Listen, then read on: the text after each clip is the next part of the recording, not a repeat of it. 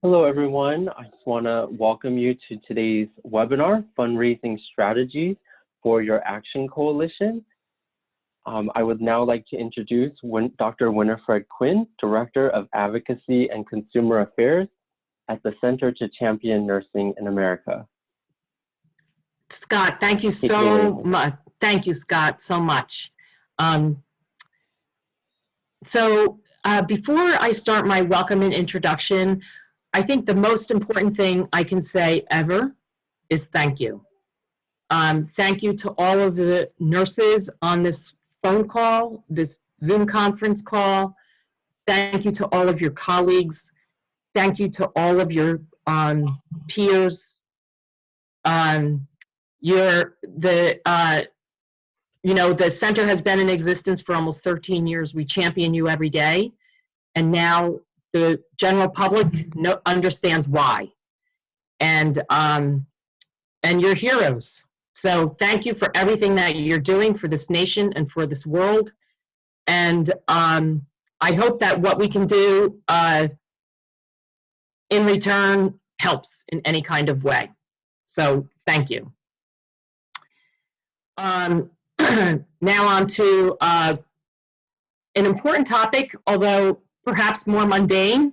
Maybe 2 months ago, it would have been something that would have been more pressure, but now it could be maybe a release. And that's about fundraising. So good afternoon and welcome. And thank you for taking the time to join today's Zoom webinar. Again, on behalf of AARP's 38 million members, I offer our gratitude to all of the nurses and those on the front lines. The Future of Nursing Campaign for Action is happy to bring today's webinar, Fundraising Strategies for Your Action Coalition.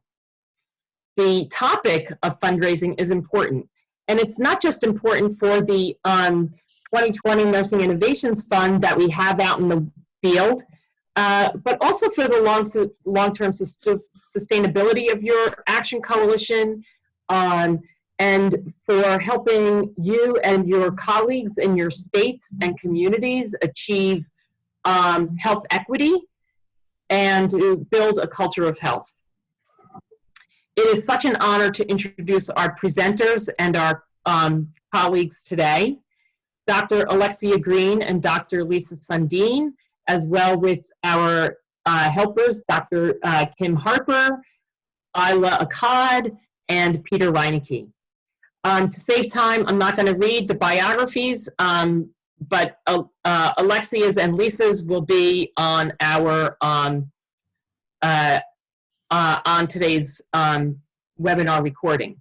So Dr. Green is a consultant with the Center to Champion Nursing in America and professor and dean emeriti from the Texas Tech University's Health Sciences. And Dr. Sundin is also a consultant with the Center to Champion Nursing in America and assistant professor at the College of Nursing and Health Sciences at the University of Massachusetts, Boston. Dr. Kim Harper is the executive director of the Indiana Nursing Workforce Center. Isla Akkad is the executive director of the the West Virginia Nursing Workforce Center. Both of them are the co-leads of their respective action coalitions. And Peter Reinecke is a consultant to the campaign as well as to AARP on stakeholder engagement, policy, and politics. So the key objectives for today's webinar include a discussion on the unique environment created by COVID-19 crisis, a review of the resource materials available at the Campaign for Action's website, a discussion on the purpose of case statements in fundraising and relationship management, a review of developing your case worksheet, and really what should hopefully be a fun breakout session for folks on where everyone will get a chance to collaborate to answer the core question, what do we offer our donors?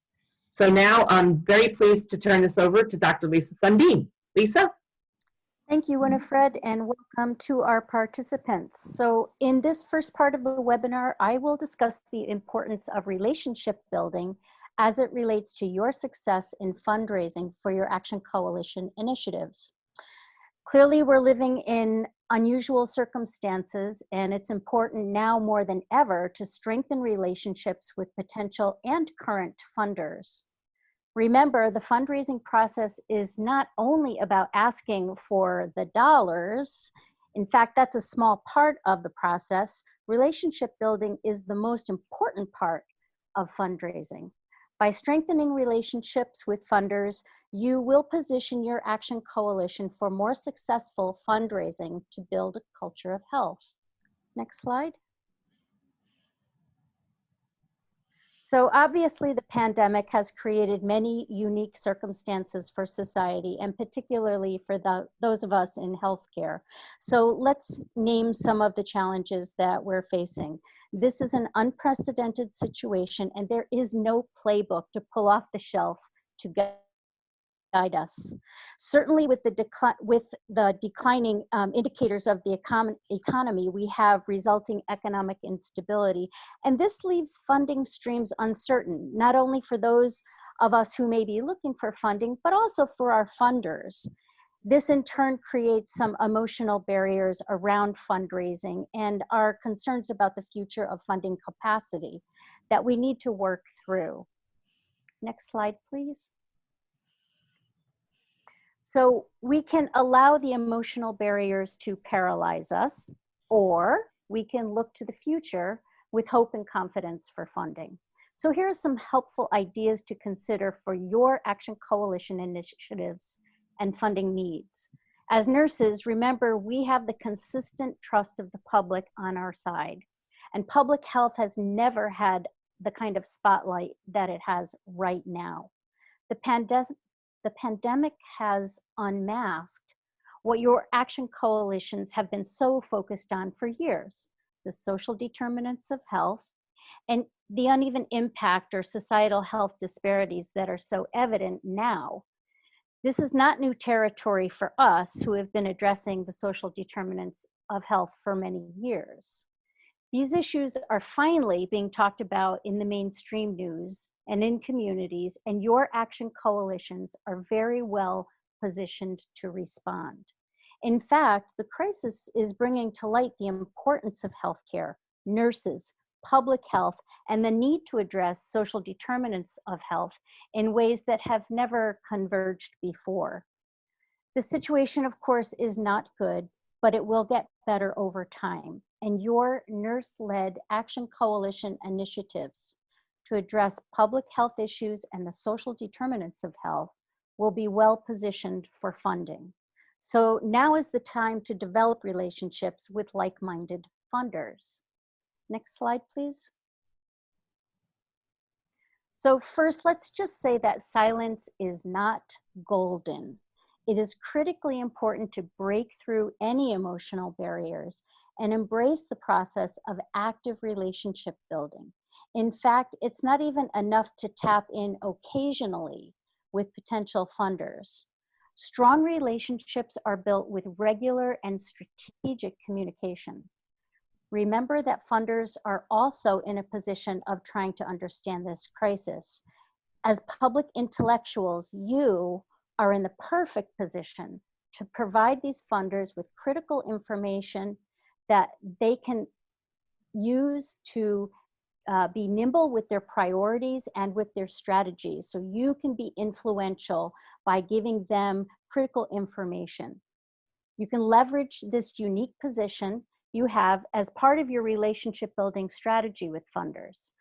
Some funders may not be ready to provide funding right now, but with strategic and regular communication that's helpful to the funders, they will remember who was there for them during this time. You want to be top of mind for those funders so that when you do submit a proposal for funding, success is a natural part of the relationship that you've been building. By developing long-term relationships with funders, it'll not only position your Action Coalition better for formal funding channels, but you may also be positioned well for discretionary funding if that's available. And that's a little aside.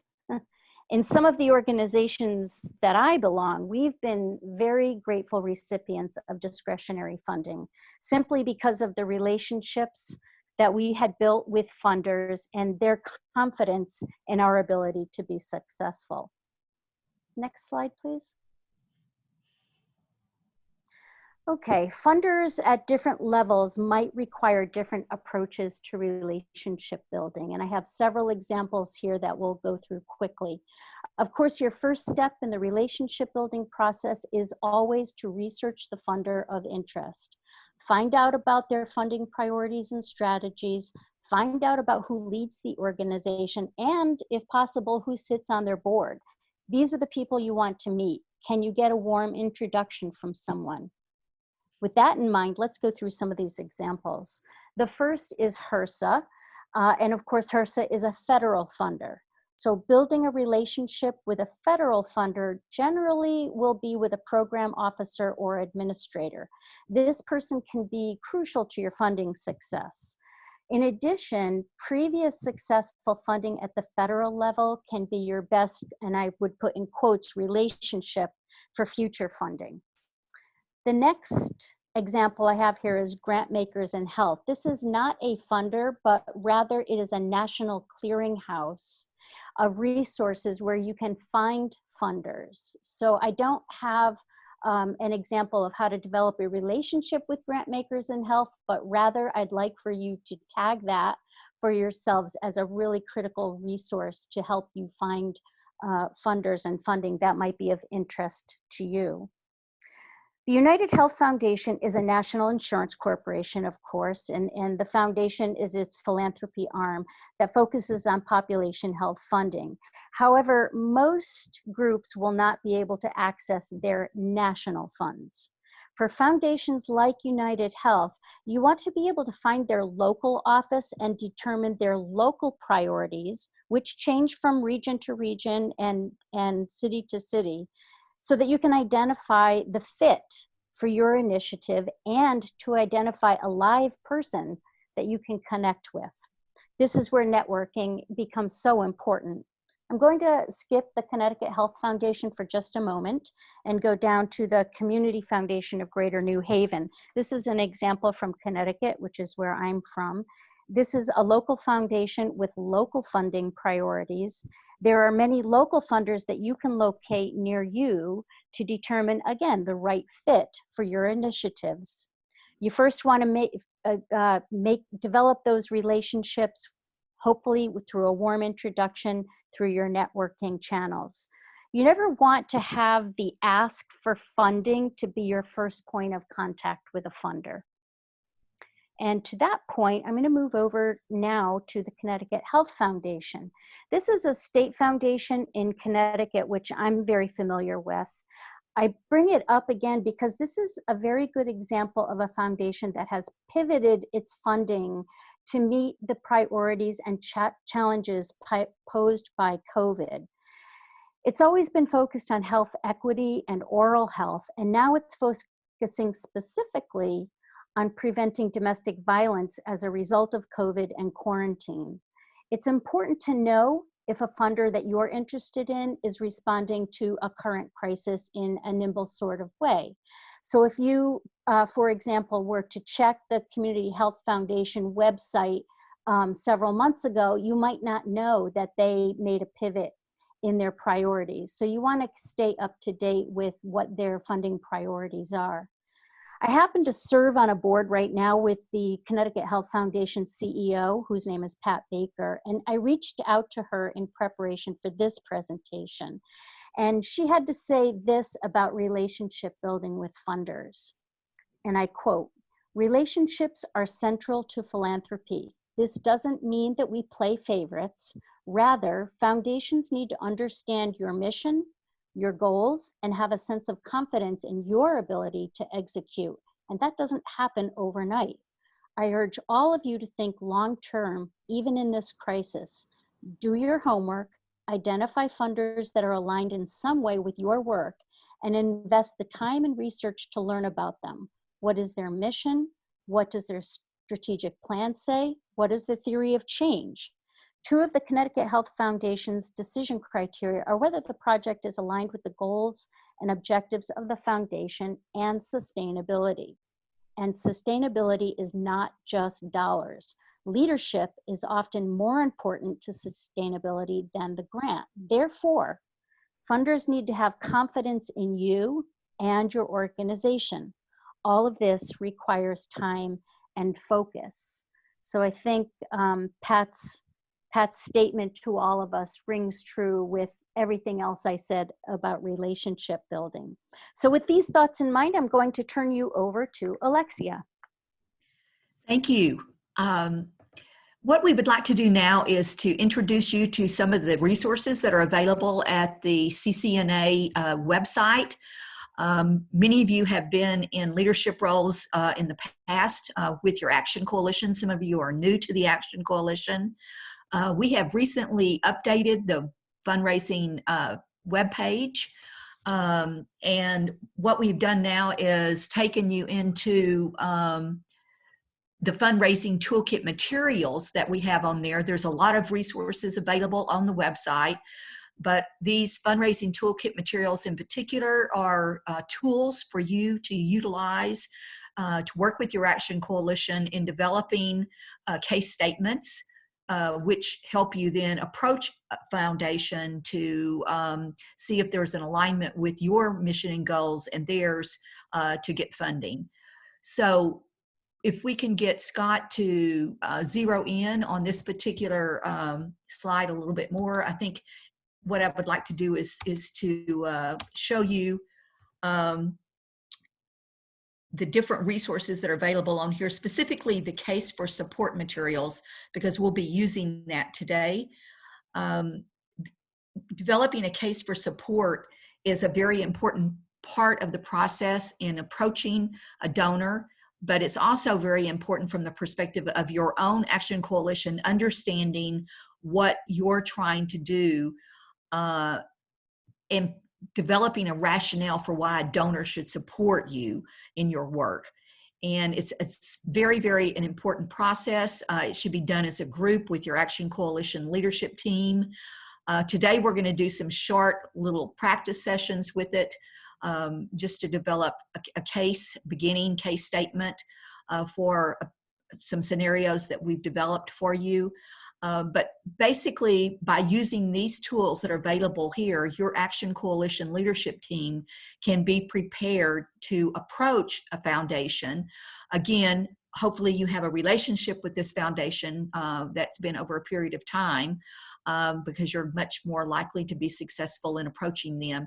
But if you develop a good case when you approach them and have a case for support that answers these basic questions about what do you offer your donors as an organization and what opportunities do you offer donors to achieve their goals. So there has to be an alignment there. If you'll peruse these entire resources that are available on this website, you'll find that there is a lot of material here that can help you in developing your case statements and developing your fundraising objectives and trajectory, and lots of materials here for you to use. So Scott, if we can go back to the slide deck, please.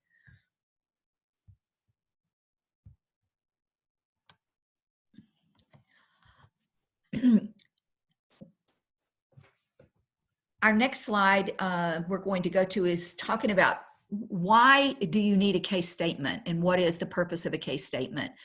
We've already stated that it says, what do you offer your donors? So it provides a rationale of why your donor might support your Action Coalition's work.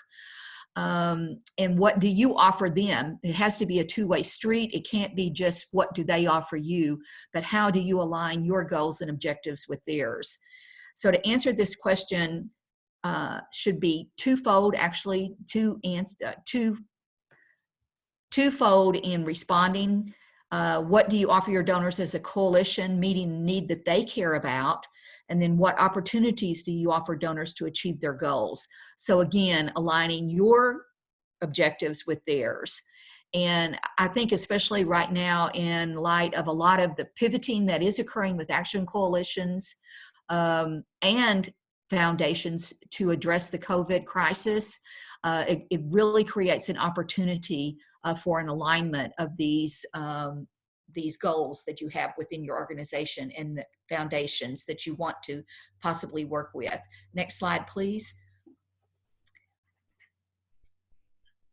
Next slide, please. Okay. All right. As we look at using a case for support or purpose of case statements, it gives the rationale of why a donor might support your action coalitions and answers the basic question of what do you offer your donors. Your response should include answers to twofold. Didn't we just do this slide, Scott? I thought we did. Am I on the wrong one here? I'm sorry, I'm getting a little, okay.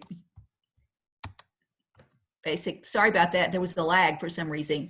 Okay, using case for support materials. We're going to practice today in developing a simple case outline that includes the answers to these core questions that we're going to talk about. If you really were working with your team, remember this should not be done individually as just one leader sitting down, but your entire leadership team should develop this outline. And it's really less about a polished product than about capturing the notes and decisions from these processes. And it helps you advance your work in developing your donor messaging as you move forward. Next slide, please.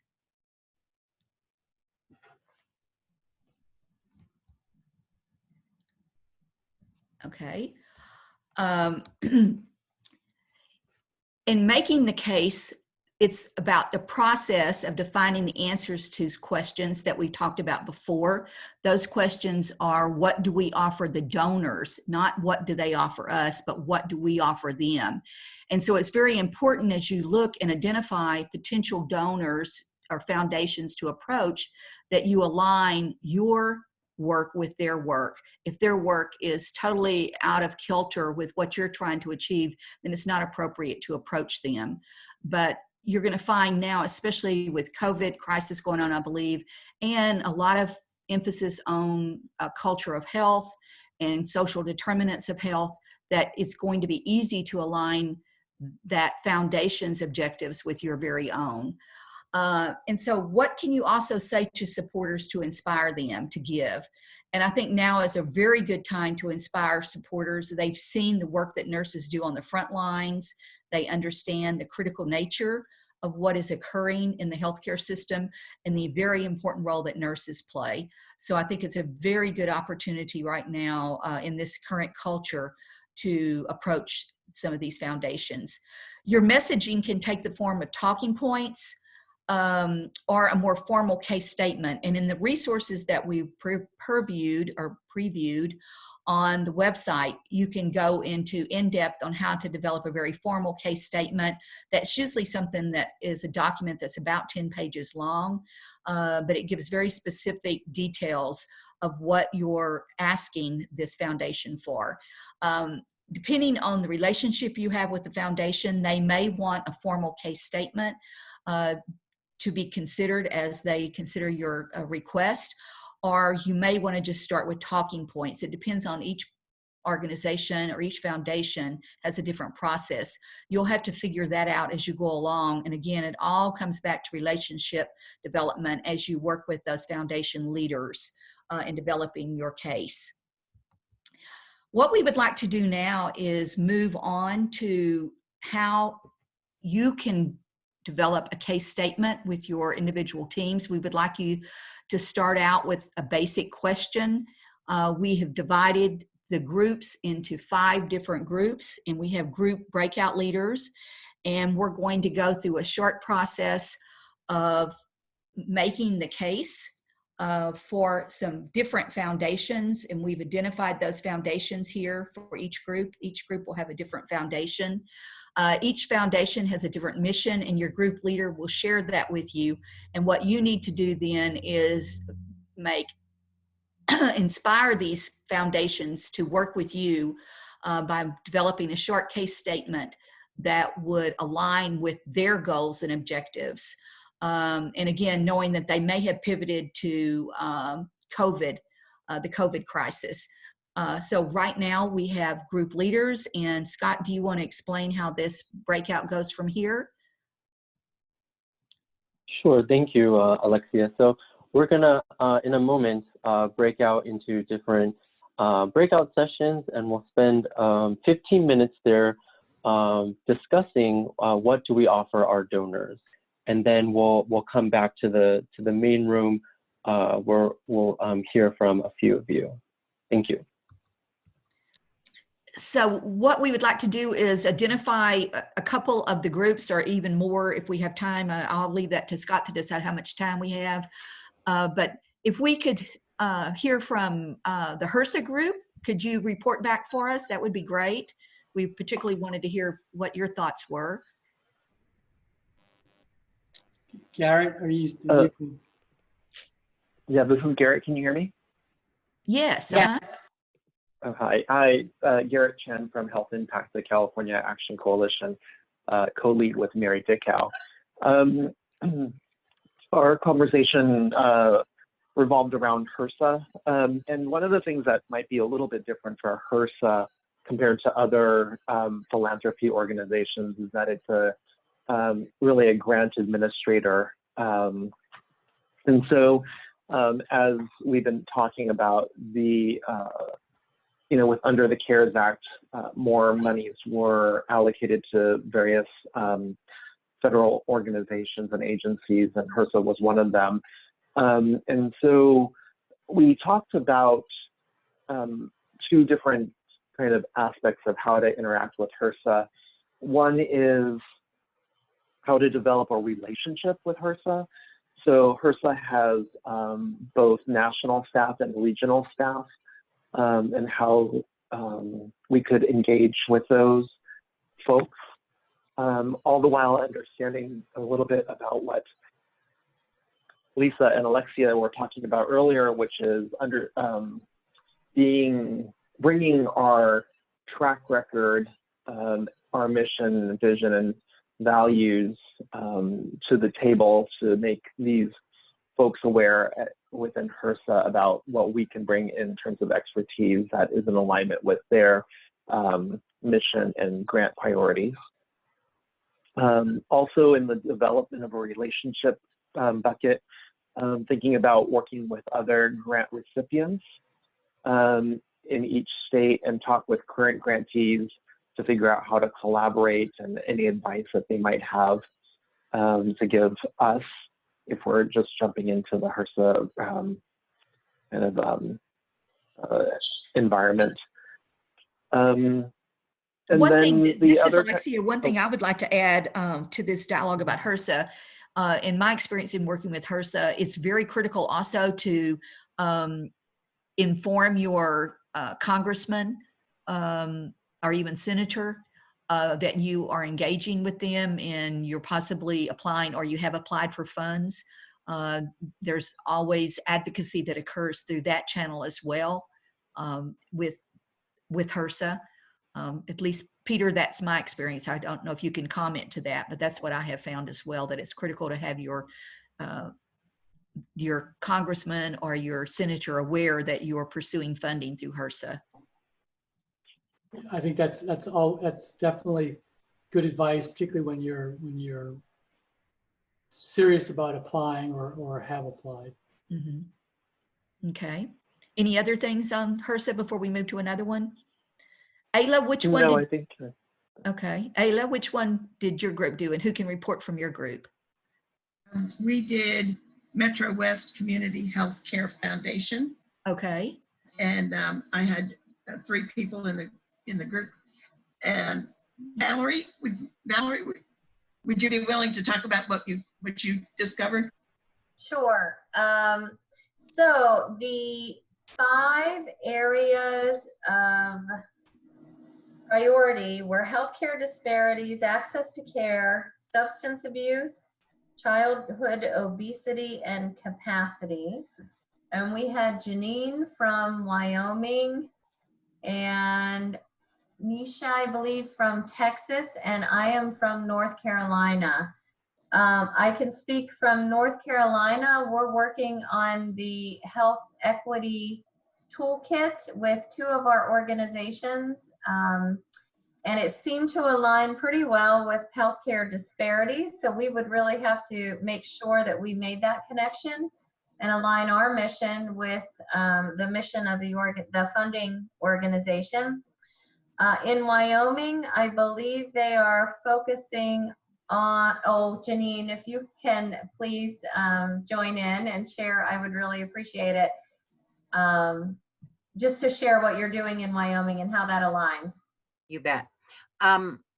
We are from Wyoming, and we are currently looking to provide online education that would help with access to care and also health disparities. We have a lot of social isolation in Wyoming, so we're looking to work with the people that are providing broadband access to the state of Wyoming, and our part of that would be that we want to try and go to the recipients and give them the technical expertise to participate in broadband education or telehealth or whatever it is that we determine that they need.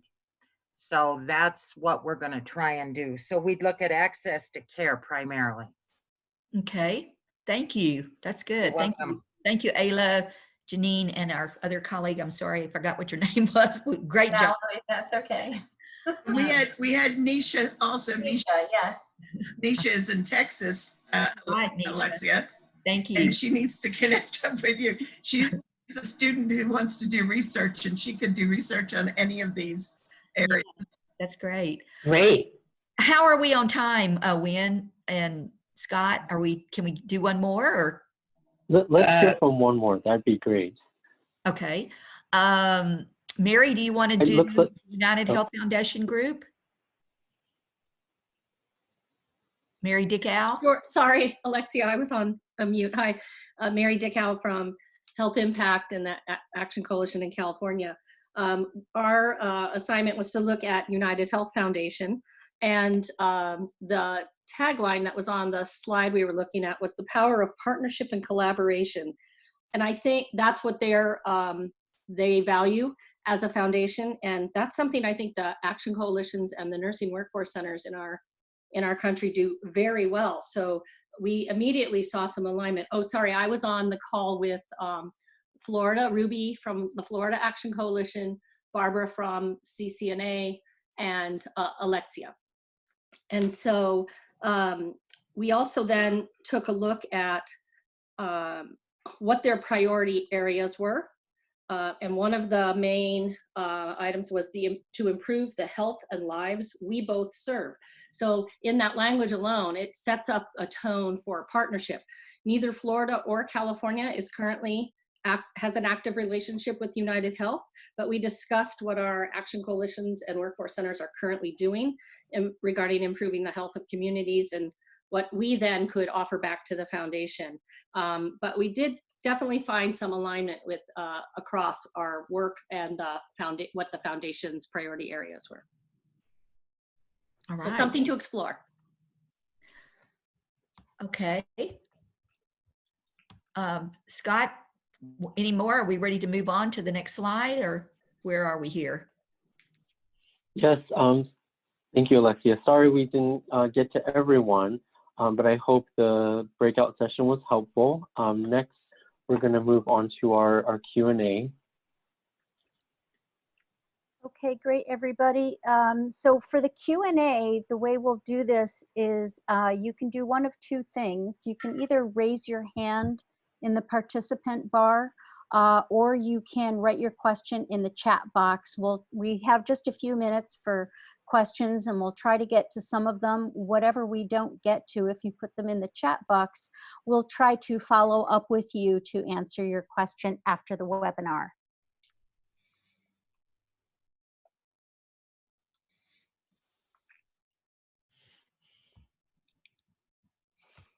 Any questions?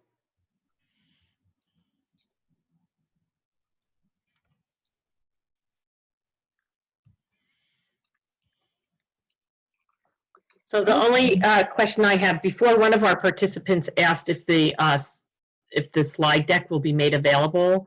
And I think it will be made available on our website, correct, Scott? Correct. It'll be up with the recording in about a week. And then please don't forget the website, the CCNA's website, under that tag of fundraising. If you just click on that, you'll go in and find all those resources that are there. So really, there's just a ton of stuff there that you can use in addition to this PowerPoint. Great. Any questions about seeking funding during the pandemic?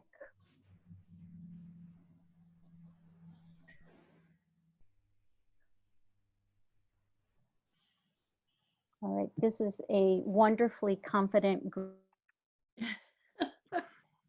This is Ayla. One of the things I wanted to share is that we just applied for a national Appalachian Regional Commission grant, and you're right about the senators and representatives with the national grant.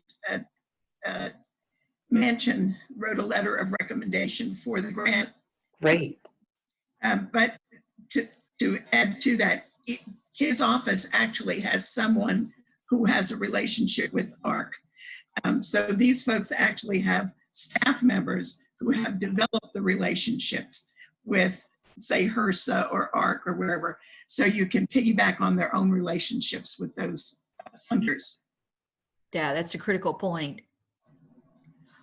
One thing I saw, Peter, you put up a question about, is there a resource site for COVID funding?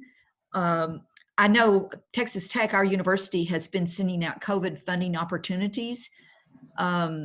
Most of them at this time are focusing, that I have seen, are focusing on the clinical, the laboratory perspective of dealing with identifying the virus and vaccines and so forth. But I am pretty sure that there's going to be a lot of others that are going to be coming forward too to help, especially around social determinants of health that are flowing from these different foundations. And a lot of the foundations are pivoting to that now as the crisis impacts minorities in particular and folks in very urban areas. Wynn, you may have some comments on that. Well, I know that I was seeing numerous options for COVID-related funding. The Robert Wood Johnson Foundation is putting things out on a weekly basis. Other foundations are putting out. We're adding them to our campaign update and the website. So I also wanted to let you know that Lisa Sundin texted me saying her power went out, including her internet access, and she was dropped from the webinar. Okay. Something weird happened on my end too. I had a glitch in the middle. It's like, okay, now where are we on what slide? It went away. The internet issues have been crazy through this whole COVID. Yeah. Yeah. That's because we're all on the internet. Yeah. Yeah. Well, listen, this is Ayla. This is Ayla again. And I just want to share, it's really important on any grant to connect with the person who is the funder's resource person, because they can help you really target your grant proposal to exactly what they're looking for. And in terms of COVID, we have a match grant for this ARC grant that she said COVID's going to be a high priority. It's the health and the home visits to really put that in, put those words in consistently throughout the grant because that's what they're going to be looking for this particular grant. So they'll tell you the actual language you need to use to frame your project. Okay, I also want to, we only have a minute left, and Victoria Vinton would like to say something.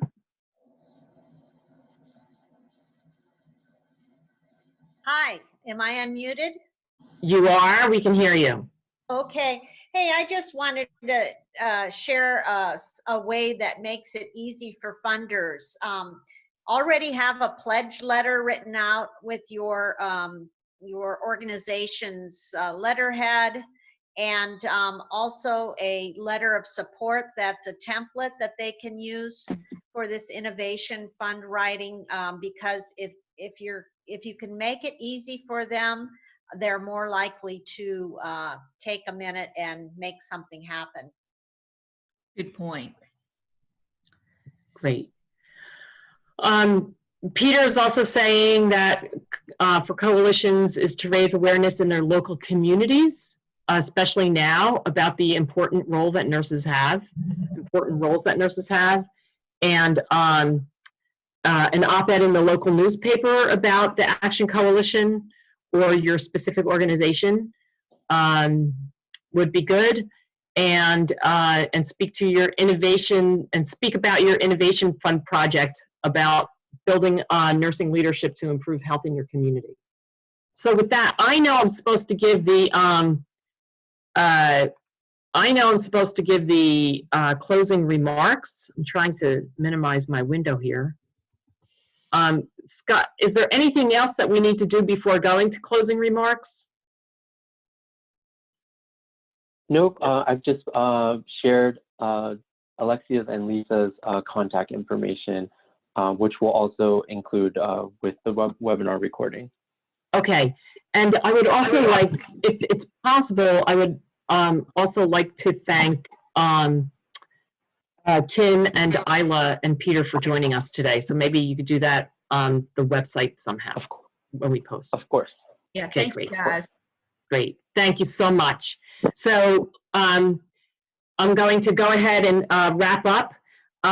Thank you to Alexia and Lisa for organizing the content today. Thank you for Scott and Jasmine for tag teaming on the logistics. This is Scott's first Zoom facilitated meeting, I believe. Jasmine is already a pro at it.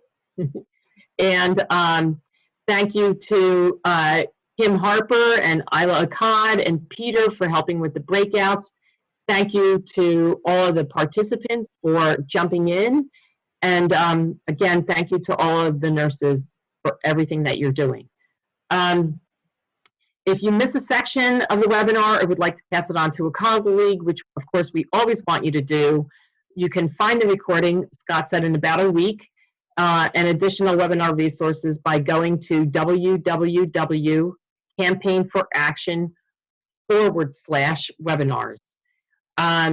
Be sure to follow us on Twitter, Facebook. If you're not already signed up for the campaign update, please do so on our homepage, the bottom of our homepage on campaignforaction.org. So with that, I'm going to hang up. Thank you all very much. Thank you, thank you, thank you. Thank you. Okay. Thanks, everyone. Bye. Bye.